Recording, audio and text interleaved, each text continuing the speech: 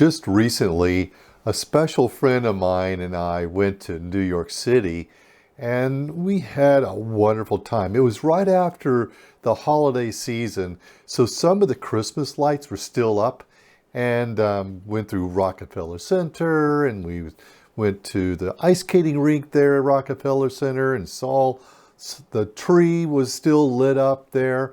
So it was really a magical weekend and really enjoyed it. Then we walked up Fifth Avenue all the way up to the Central Park. And in Central Park, we walked over to the Walmart rink, skating rink, and just looked around. It was so cool because the sun was starting to set. There was a little bit of a nippy chill in the air. Got some hot chocolate. It just sat down and we just looked at the skyline as it started glowing and glowing all around us. And in that same area is this footbridge. And there is that. Let me ask you this first. What's the first thing you see in that photograph? I'd bet it's the yellow light on the inside tunnel underneath that bridge, right? So that really caught my eye. And I thought, man, I'm going to take a picture of this and I'm going to go back and sketch and paint this one. And that's exactly what we're doing in this video. First, I just used the Tombow pens just to kind of lay it all out. And then with that, I got a little bit more detail than I normally do with the Tombow.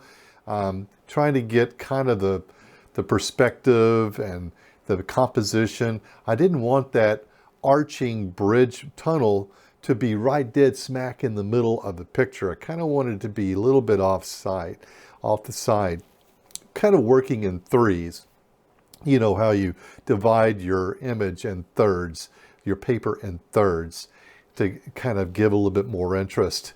And I was finding that those street lights, there's 3 of them, and I kind of pulled back a little bit where the location of the most clear, the nearest one to the view, I pulled it over to the side, mainly to kind of help frame the picture a little bit. So you'll see kind of how that works out, being on framing there. And then one of the magical things about this bridge, not only because it was becoming dusk and things were starting to kind of get darker around there, but this glow, this yellow glow, just started getting even more prevalent. Occasionally, there would be a horse and buggy carriage going across that bridge, or maybe a bicycler, or a couple walking across. And so I thought I'd just capture a little bit of a horse and buggy going across there. My picture doesn't show it, but I just kind of added it there just to remind me about all these magical things that were happening in this view. I just couldn't capture it right when I was taking pictures, but you know, they were passing on by, and all kinds of activity at their own pace. And I was frankly going at my own pace too, sipping my hot chocolate and not quite getting all the captured essence in one picture. So I'm taking a lot of artistic license in this sketch. Now I'm using a waterproof pen. I'm using a very, very fine 0.01 pen just to draw in hard line, kind of what I already did with the Tombow. Some of those lines that I did with the Tombow I didn't really want to use, and some of them I did, but I'm not too worried about that because the Tombow's water base, and so when I start putting my watercolor on there, it'll kind of vanish. Those Tombow lines will vanish where I really want them to vanish, and they'll stay where I'm actually putting this hard line over it. So you can see how I'm putting that light post in the foreground a little bit further to the left of the page than what you'll see in that picture. And that's okay. Hey, it's my picture. We could do whatever we want, right? That's just our artistic license. And then there are 2 others, and that kind of gives a little bit of sense of perspective, showing how it actually, this pathway, it kind of not only goes winding around towards the bridge or the tunnel, let's say, but it also kind of goes a little bit on a slope downward so that one can go in that tunnel and under the bridge. And that's kind of what I'm leaning to show, particularly with these light posts kind of progressing down in a slight slope. And I thought it was kind of interesting how there's different layers of materials. In the foreground, you have the gray, and it's kind of a winding path. And then on the left side, you have a strata of kind of fall-like leaves, and they're kind of brownish color, speckly.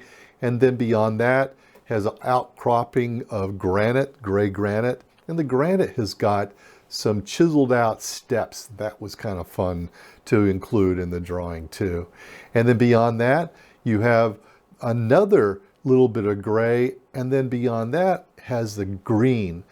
And so those are the colors that I was going to play with, along with the yellow. And the yellow is only going to be in this tunnel. And the tunnel's got these really cool red stripes going into the tunnel and also on the outside face of the bridge. So I'm showing some of that too. There's the guardrail that I'm drawing with a pen. Another thing too is when I'm drawing a winter scene with trees, for example, the trees are mainly just trunk and branches. And it's not, when I'm doing trees, I kind of like to show a little foliage on there, but that's not the case in this type of a season. It's just a trunk and branch. So I don't want it to look like a big stick hanging up, stuck in the ground, and I wanted to have it a little bit more of interest. And so that tree just on the left side is also acting as kind of a framing of the picture along with the light post that you see on the far left. And there I'm drawing the horse and carriage. And then behind there, just a bunch of branches and trees that are kind of going as a backdrop of this bridge. And you'll see, there you go, see those little jig-jags. I'm showing some silhouettes, let's say, the profiles of buildings in the background. They're not exactly that way in the photograph, but hey, again, artistic license. That's how I see it in my mind's eye. And there's really, like I'm showing those little horizontal lines on the side of the bridge. As an architect, I find that really a nice feature on that design. It's not just a plain Jane brick wall. They have these inlet red bricks that are just in between some kind of a brownish, grayish bricks. And so it adds a little bit of interest. So here's the colors. Putting in the colors, starting with the yellow. That's my target. That's what I want to really highlight. So I'm putting that in first so I can get a kind of a bearing about how to make the contrast to that tunnel. And then with the blues I'm using instead of black. I don't have black in this palette. And so the blues I'm using as a black or as a shading, and you'll see that over and over again in here.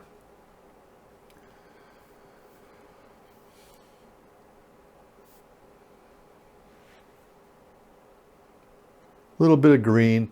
Now the green is a little light for this winter time. It doesn't quite match what I'm seeing and want it to feel with the painting, but I go with it anyway. It's going to be a base color just to kind of give an idea kind of that there is some green grass or whatever in that area, and then we'll go back and make it darker.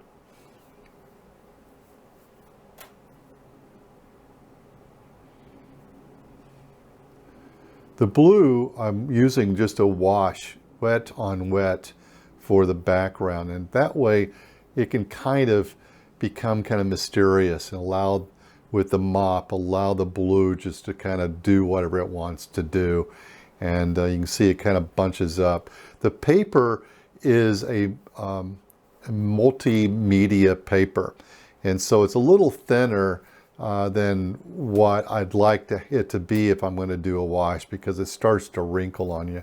And you can actually see some bumps on there. And when they do wrinkle, then there'll be puddles. And the puddles oftentimes will have darker paint on there, which, you know, sometimes that's an interesting feature. And in this, it kind of works to my favor, but I don't want it completely puddled. So got to be a little bit mindful of that when you're using mixed media paper. 98 pound, I think it is. It would be nice if it was a little bit thicker. I do like this paper because it's also a smooth surface, so it's easier on my pens to do the outline and the details of which I want to do. Here's those stripes I was talking about that goes into the tunnel. It kind of draws you in, and I see that in the photograph as well. So it's kind of fun to be able to illustrate that in this tunnel.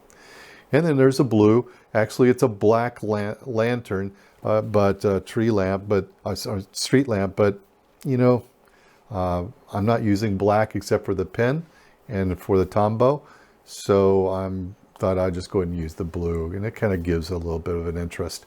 And the blue then can also act as the depth and beyond the carriage, even the carriage. Trying to use some darker greens for the foreground, and then kind of not only the foreground, but the below and the bottom strata of the greenery, indicating that light's not quite getting to that as much as it is to the lighter part of the green. Spackling is really a good technique for this because it shows a little bit of a granular interest. We're in nature kind of thing. Well, it's man-made, but it's in Central Park, and trying to make it a little bit more of a kind of a rough deal. And it also allows for the eye to be able to see kind of a focal point with these spackles of different colors that are kind of echoing the same colors that you see in the picture. Using a rigger, which is that the paintbrush that's kind of smaller and brush, is helpful when I'm doing these little lines in there. And there's a Tombow, using that also on these granite steps, and gives it some ways of giving it some shades and shadows. This is using the brush pen side of it, the broader part, and allows me to kind of add a little bit of texture and depth with that. Kind of, the tree was a little bit too glary for me. It was competing with the yellow of the tunnel, so kind of want to tone that down. And eventually also I'm going to tone down all the green and everything except for that yellow, because I really wanted that yellow to pop out more than what we see it doing here in this stage of the sketch.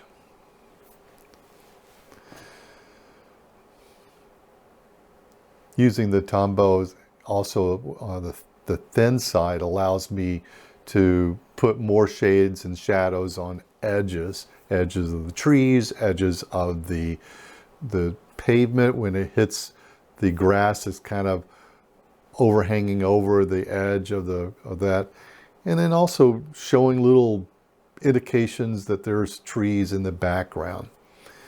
I also go back and put these little dots and kind of indicating that there's little windows way beyond in the skyline that's in the background.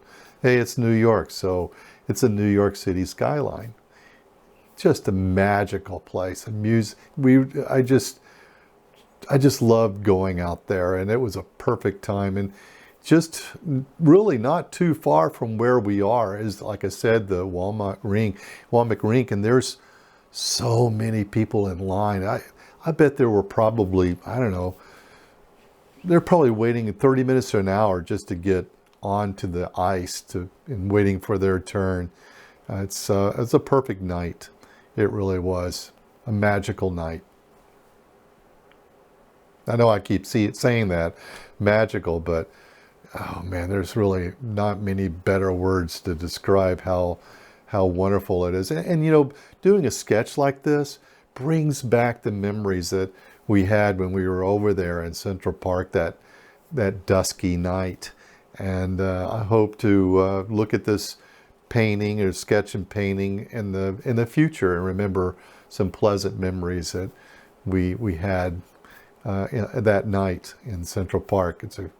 This is really a good reason why we all sketch and all paint, is just to kind of document the feeling that we felt when we were in a certain place. Hopefully those feelings are a positive feeling, and that you would want to go back and relive those while looking at your sketching and your painting. Here I'm making it a little bit darker in that area that's surrounding the tunnel, so that the tunnel can kind of pop out a little bit more. So this kind of springtime green on the foliage is turning more into a fall/winter time foliage. Now, if I really wanted to, I could let this dry, and I could get my, let's say, a .01 pen back, and just do a lot of little tiny circles and curlicues and things in that green area to show more texture. But I don't really want to do that on this one, because what that would do is draw your eye towards the activity of those little curlicues, and I want the eye to go right to that tunnel, and not compete with things on the side so much. Everything else is an interest that is surrounding this tunnel in my mind's eye, and the tunnel is kind of like the focal point where I first want the eye to go, and then we can start exploring what's around that tunnel. I've walked through this tunnel many, many times. Walking through there, I've walked through there from the skating rink over this direction, and there's a playground. And when my two little boys, they're not little anymore, when they were little, would take them to the playground, and then we would spend the whole afternoon, and they would play and play and play in that area. And there's a carousel not too far from here, so it's really kind of a magical place. I just love Central Park, and this brings back so many memories, along with the wonderful memories I had the night that this photograph was taken that I'm sketching with. Here I'm trying to put a little bit more detail, those same brick ledges, and I'll have to admit that was a little bit more tedious than I really wanted to go for a sketch. This is a sketch. It's not to be a realistic oil painting or whatever. It's just to capture the feeling. And so I kind of had to pull back a little bit from this effort. But once I kind of got started on it, I just kept on going to give that red brick stripe in there. It got a little bit too much down there, so I had to kind of mop it up a little bit.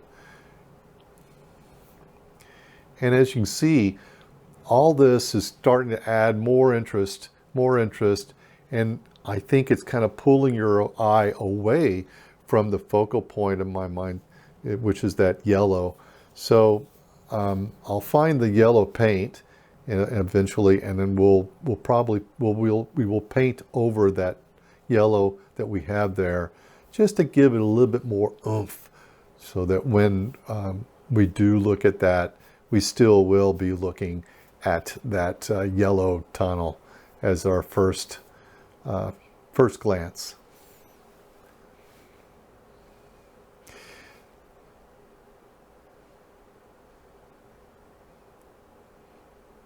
Now we're just kind of looking back at it, kind of seeing, well, what else do we want to put into here?